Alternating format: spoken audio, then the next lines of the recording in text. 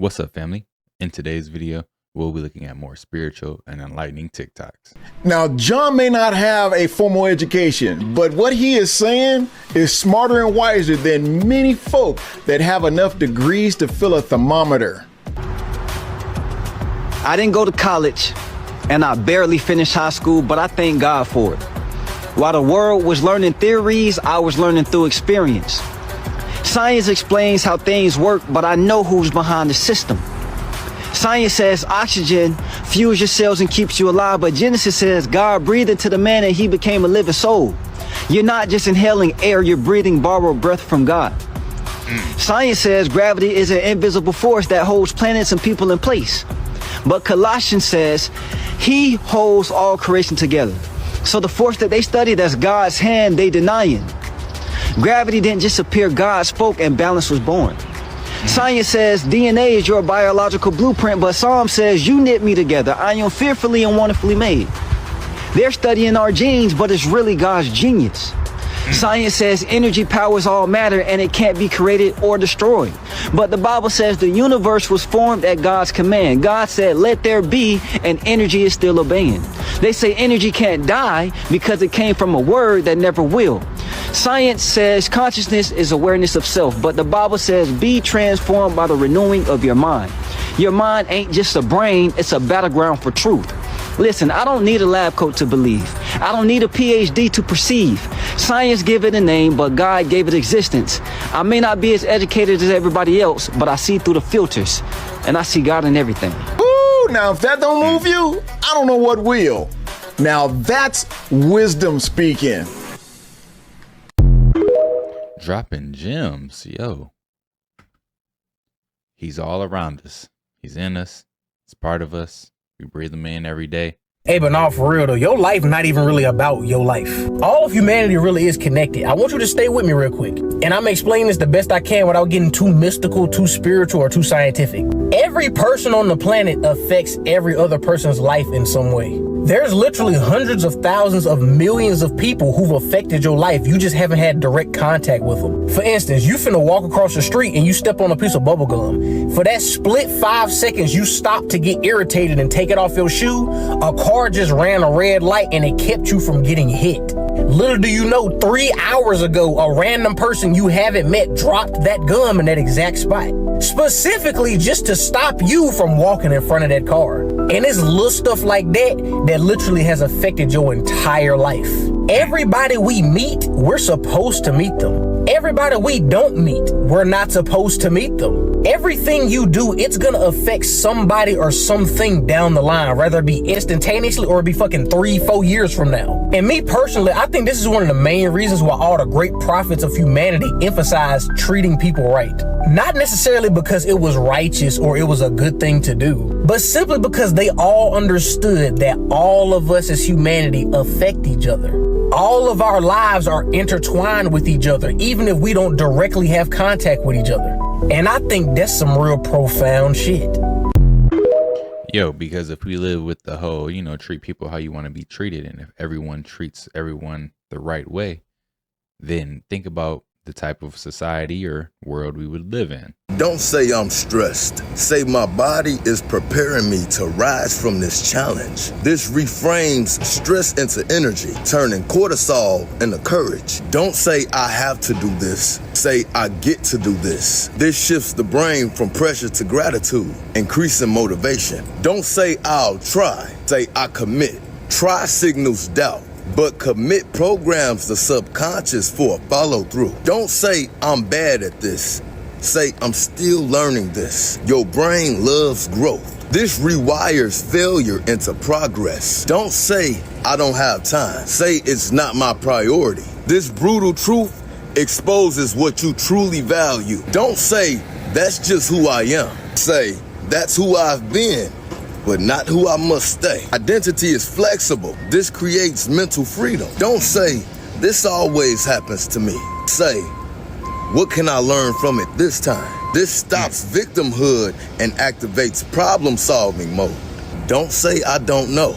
Say, I don't know yet. This adds growth mindset, tricking the brain to search for answers. Don't say, I'm nervous. Say I'm excited. The brain cannot tell the difference.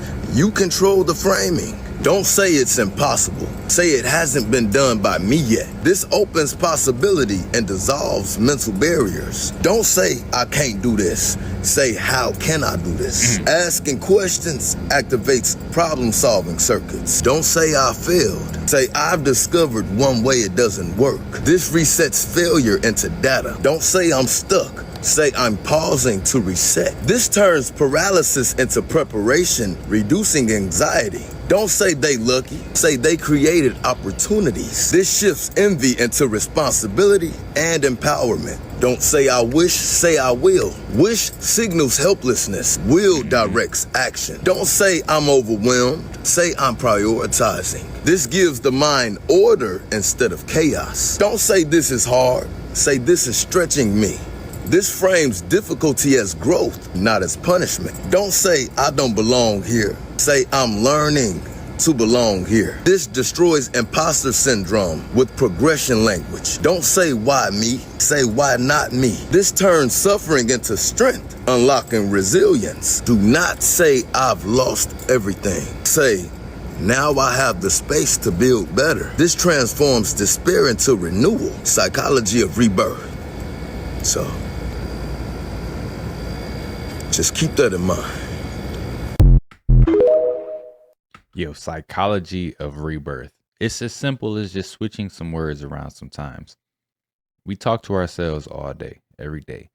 And it's like, what do you want to tell yourself every day? You know, are you going to continue to tell yourselves these bad things? Or are you going to switch it up so that you can have a better life going forward? You know, so it just takes that little extra bit of thought before you say something to improve on your life.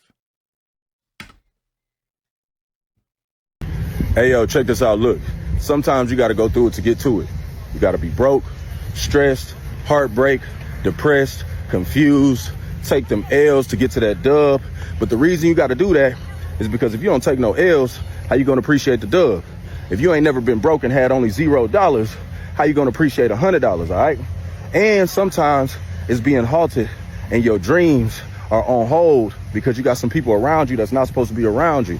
You got some people around you that you love, that you've been around for a minute, but they're not in alignment with where you are going. So you had to climb over that mountain of fear to get to your manifestations. You had to put in the work daily, writing down exactly what you want, exactly how you're going to live, exactly how your life going to be. And if these people are not doing the same, then they're not in alignment. So you had to cut off all these people. You had to go through the fire and the flame. You had to go through the rainstorms in order to get to the life that you want, that life of success. And it's okay. But I want to put it on your mind that when you feel like the world is against you, when you feel like everything is coming down on you at once, it probably is, but your creator made you strong. And that means that you got to muscle up. You got to put your head up. You got to put your chest out. Keep pushing and put it and implant it in your mind that you had to go through it to get to it. All right. Now have a good day. Ain't nothing gonna change until things change. Think about that. Why can't we remember the life we chose? Here's a short answer. Before we came here, our soul created a plan. It planned the lessons, the people, and the challenges that we would face, even the very painful experiences that we face, right? But when we are born, we're passed through what's called a veil of forgetfulness, and we do this on purpose, all right? Because if we knew everything, if we remembered everything, all of our past experiences and all the wisdom that our soul has acquired through lifetimes, then life wouldn't feel real. There'll be no genuine choices, no genuine connections, and no authentic growth. Because how could it be if we already know the answers? It's sort of like taking a test and already having the answers. It's no fun. There's no true growth there, right? No true transformation. However, the soul remembers all of it though. But the mind, our human mind, is limited from that knowledge. It's cut off from that information, right? So what we consider to be deja vu, intuition, or inner knowing, don't ignore that. That's our soul. That's your soul whispering, reminding you of the path that you have already chose. That's the proof right there. All right? So we don't forget to punish ourselves. We forget so that we can live fully, moment by moment. Our soul knows the way we're going. It has a direction. It has a blueprint. We are just walking it out step by step. And we're starting from a blank slate, so that we can rediscover and remember who we truly are. Do you know? Yo, I just had like this crazy thought about that, right? You know how they say before you pass that your life flashes before your eyes, right? What if our soul is passing from that soul world into this now human experience, right? And before that happens, your entire life, meaning the future life we're about to live, passes before your eyes. And then you come into this realm with no knowledge of that, or you might still remember it for like the first 2-3 years of your life here on this realm, but you forget. Maybe that's an explanation for deja vu, right? We all have deja vu, where you wake up one day, you're going through something, and all of a sudden you just experience a feeling of, I've been here before, I've seen this before, I felt this before. This is weird. What if that's because your life has already flashed before your eyes at some point in time and you are slightly remembering it? Love yourself. I'm 50 years old. Let me save you a little bit of time. Let's start off with rule number 1. You need to stop caring what other people think. It's as simple as this. All of us are experiencing pain. All of us are experiencing something, some of which the same, and some of which in our own way. When you begin to understand that we are all on the same playing field, we are all characters in this same video game. There might be people that are presenting themselves as ahead of you or that have more than you. No one's really ahead of anyone else because it's your story, not anyone else's. Some people have things that we don't have and we have things that other people don't have. Start romanticizing where you're at and what you have. What are your qualities? What are your gifts? What are your secrets? Rule number 2. Go into an isolation period. For those of you who aren't getting what I'm about to say, just scroll. If you are not willing to invest in yourself and walk away from the things that are not serving you, or better yet, just take a risk and change. That means walk away from your job, from your family, from your children, from your relationship, from whatever, from your addictions. Set aside some time to actually sit with nothing else except for yourself and your thoughts. And I don't mean to isolate for an hour and do a meditation. I mean to isolate, to clear away your foundation and start over. I would recommend 6 months, but again, you will find what works best for you. You're not confident in who you are because you don't even know who you are. You know who you are in extension of these things. Who you are as that friend, as that daughter, as that son, as that parent, as that lover. Who are you? Who are you before all of this took place? And who will you be afterwards? Last tip. Own the things that make you an individual. It is a gift to stand out. And yes, we are all different, but not all of us stand out. Because again, some of us are too afraid to take that risk, to put ourselves out there authentically, and to step into our individuality. Wear what you want to wear, even if it doesn't make sense to the function. Quit that job even if you just got it and your parents are saying it doesn't make sense. Walk away from that relationship if it doesn't make sense to your friends. You aren't supposed to make sense. That is not your job on this world. Your only job is to let your heart decide all of these things for you. It's going to pull you towards where you're meant to be. So wipe those tears, get up, and start doing the things that everyone else out here is too afraid to do in order to start taking care of yourself. And if you need more help, my spiritual roadmap to healing and transformation is linked in my bio. In Genesis, Satan was a serpent. In Revelation, he was a dragon. Somebody been feeding the serpent. Scripture says that man was made from the dust of the earth. Right. On day 6. Yeah, Genesis. Yeah. One of the curses that God gave to the serpent after the temptation and after the fall of humanity was that the serpent was going to now be on his belly and eat from the dust of the earth. Man was made from the dust of the earth. Just giving a little revelation for you. So I would submit to you that the reason why the serpent became a dragon is because it's been feeding off the flesh of people. Anytime you consume things that deviate you, that distract you, that deceive you, anytime you pay mind and attention to things that are not of God, earthly things, the material things, anytime you seek after the added things versus the kingdom of God and his righteousness, you're feeding the flesh, you're feeding the serpent. The serpent becomes a dragon. You have no discernment. Low, L-O-W, low to no discernment, what you feed. It's like in the physical body. If we just spend all day and night eating these wings, we're not gonna want to get up, move around, and we feed ourselves with so much junk spiritually. There's no desire to pray. There's no desire to get in the Word of God. So the issue is one of appetite. And in order for people to feed the spirit, to grow in the grace of Jesus Christ, your appetites have to change. Hey, yo, check this out. Look, every day that you rise up, you get a chance and you get a choice. You get a chance to become activated. You get a chance to become better. You got choices to make. You're going to make bad choices or you're going to make good choices. A lot of the times people like to place their bad decisions in the hands of the devil, not knowing that you got full power, full control. Y'all remember them 90s movies, late 90s, early 2000s TV shows where they'd have an actor coming to a crossroad having to make a great decision in their life, and they'd have a devil on one shoulder and an angel on the other shoulder, and that devil and that angel always look like the person whose shoulders that they standing on. Why is that? Because that energy was always within you. It was always inside. You got to take your power back, because that's your higher consciousness and your low vibrational self. They're trying to coexist amongst each other, but one has to outweigh the other. This is why I say it's very vital that you take power and you take control over one of your greatest assets that you were granted with when you came into planet Earth, which is this mind that you possess, this mind that you have right here that creates your reality. Positive outcome, negative outcome. So whatever outcome that you want, dig within and create outward, because you have the power, all right? Now have a good day. Use your mind. Use your mind.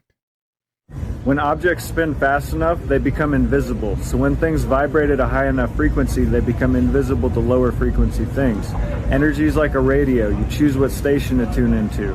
When you vibrate high enough, you become undetectable to lower frequencies. That means situations, people, energies, outcomes that match fear, chaos, or lack. They literally can't see you. They can't reach you. They can't touch you because you're no longer tuned into their reality. You've shifted out of range, and you don't have to fight low vibrational energy when you're no longer in its field. You simply stop being available to it. So if you want to protect your peace, if you want to move through life unseen by the things that drain you, raise your frequency. Stay in love, stay in truth, and stay aligned. Because the moment you do so, you become invisible to everything that isn't.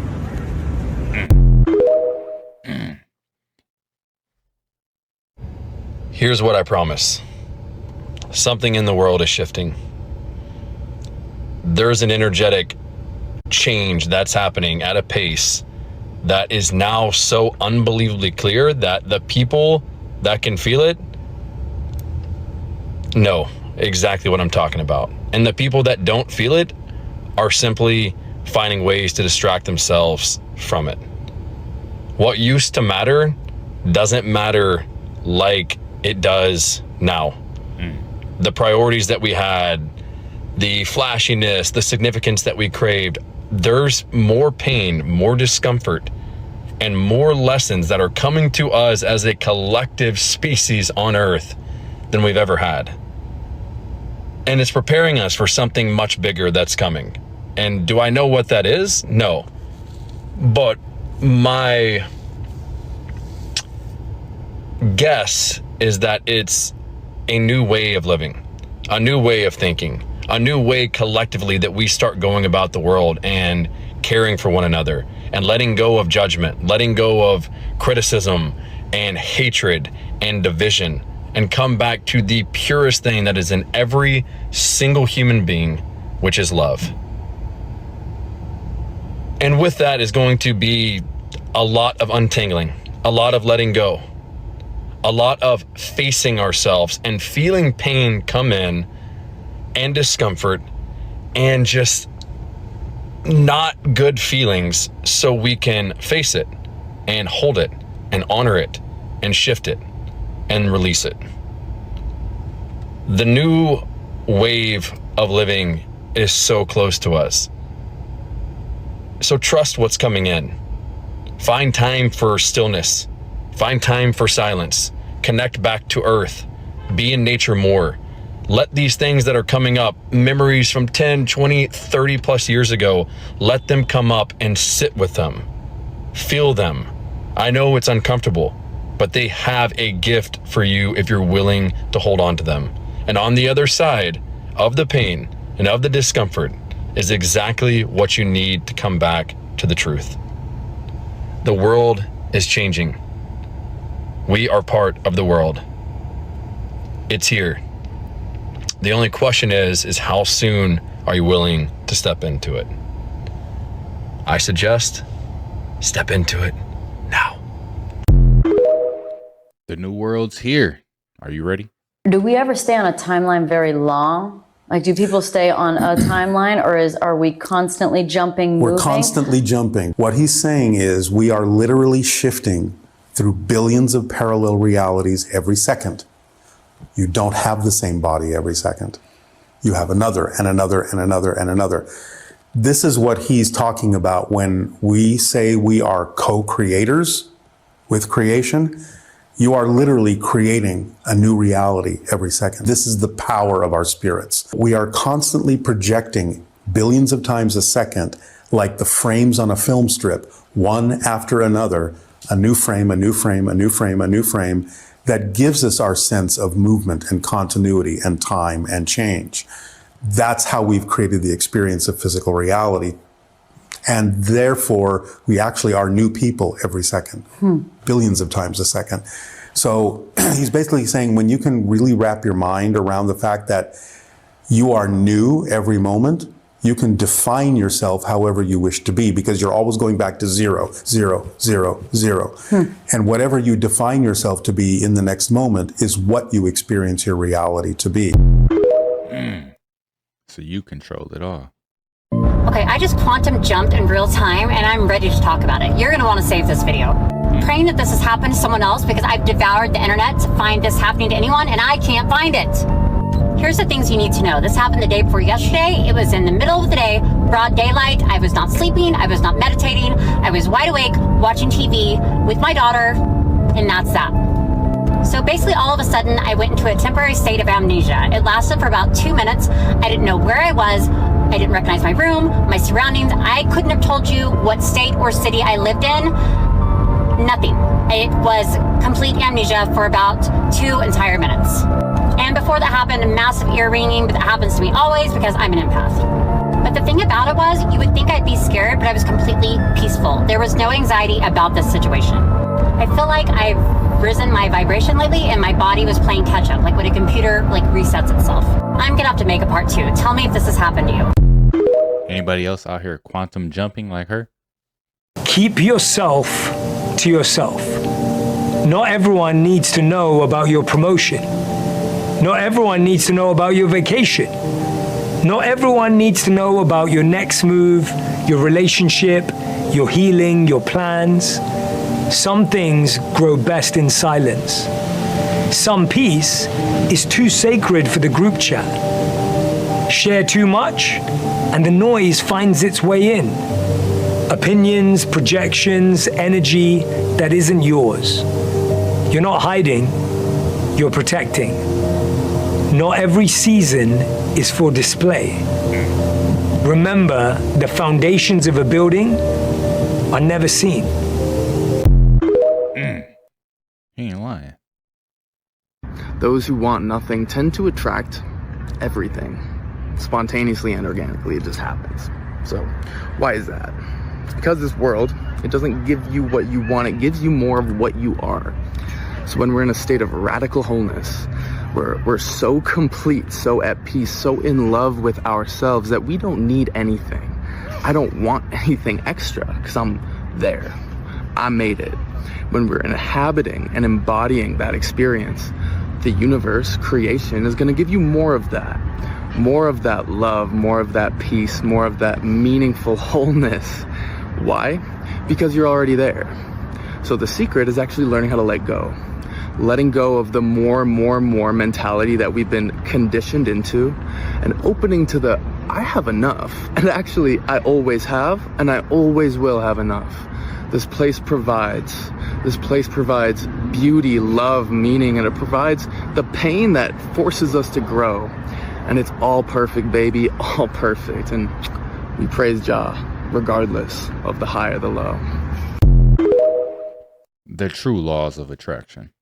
What you think produces energy in the universe that, if you think it often enough and long enough, will actually produce a physical result in your life. Our second level of creation is our words. Your word is really a form of energy. You're actually producing energy in the room with what you say.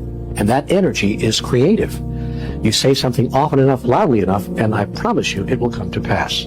If 2 or more start saying the same thing, I assure you it will come to pass. And when a whole group of people start saying the same thing, it cannot help but come to pass. This is called group consciousness, and it's, by the way, why the world is the way it is. They're drawn to your light, but afraid of the shadow it reveals in them. Have you ever felt it? That magnetic pull toward a person who keeps their distance, a connection that feels both profound and frustrating. It's a dance of proximity and retreat, an emotional push and pull that leaves you wondering. This isn't just about miscommunication, it's a clash of vibrational frequencies. You're operating from a place of expansion and courage, a state I call the pole of flow. You embrace growth and trust the unfolding of life, attracting abundance and joy with a sense of ease. They, however, are rooted in the pole of contraction. This is a state driven by fear, control, and a deep-seated resistance to change. They see your authenticity and freedom not as a beacon, but as a challenge to their carefully constructed world of limitations. Your energy, which is a high-frequency vibration of self-love and presence, is like a tuning fork to their lower, denser state. Your light is not something they can simply observe. It's actively triggering a transformation they're not yet ready for. Fascination is a desperate attempt to absorb your energy without doing the hard work of raising their own frequency. They want to bask in your warmth. They're too comfortable in their own cold. You, on the other hand, are aligned with your highest good, effortlessly attracting what is meant for you. Remember, the only person you're obligated to become is the one your future self is waiting to meet. Their fear is a choice, just as your alignment is. They stepped away because the reflection they saw in you was too bright, too honest. They haven't made peace with their past, and that self-imposed prison is their current reality. You can't heal the future with a mind still trapped in the past. This person is in need of a profound shift, a surrender to the greater plan, to realize they are rejecting their own happiness. It's a painful process, but it's necessary for them to move from their fear-based reality into their higher frequency. Your energetic signature is your most valuable currency, invested in what makes you feel expansive, not what leaves you depleted. This resonates with you. Can't work on your future if you're still stuck in the past. You know, one takeaway from today's video is that you have to be willing to let go. Let go of the old ways, let go of old people, let go of things that aren't aligning with you and your true self and your future. Where do you really want to be? And once you figure that out, you know, you'll get rid of a lot of that dead weight. And maybe you'll be able to accomplish those goals you've always wanted to accomplish, or be that true person you've always known that you would be. But yeah, guys, these are some of the most spiritual and enlightening TikToks that are out there. If you like the content, don't forget to subscribe, turn your notification bells on, and until next time, YouTube, peace.